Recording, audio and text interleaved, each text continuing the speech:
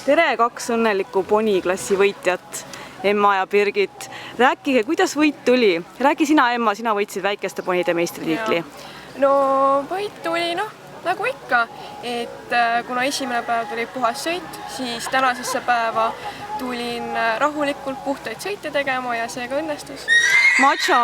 Matša on sul vana kala juba, toob kõik medalile. Kas oli kindel tunne ka temaga starti tulla? Oli kindel, sest teist aastat, tegelikult kolmandat aastat järjest ja kindel oli.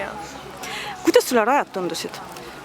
Olid teistsugusemad kui eelmised aastad, aga väga head olid, mugav oli sõita. Sina jäid rahul oma sõitudega? Jaa, jäi rahule. Birgit, räägi, kuidas sinul võit tuli? See tuli väga ootamatult, ma ei osanud seda üldse oodata. Eile mulle tulid karistuspunktid ja siis täna üritasin puhast sõitu teha, aga esimeses voorus tuli ikka 4 karistuspunkti.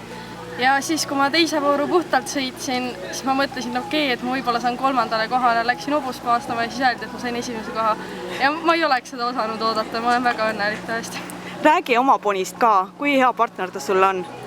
No ta on noor ja meil on nüüd paremaks läinud klapp, aga päris raske vahepeal, aga eks me püüame ja nüüd tuli võit ka ja ma olen tõesti väga õnnelik. Mis raskeks teeb temaga trenni ja võistlemise? Ta on hästi tuline ja ta tahab väga edasi minna ja siis mul on vahepeal kontrollimisega natuke probleeme. Aga teil tuli tegelikult hästi välja, sa oled õnnelik, on ju? Jaa. Aga te olite väga-väga tublid ja soovin veel kord palju-palju õnne ja motivatsiooni järgmiseks korraks. Jaa, aitäh!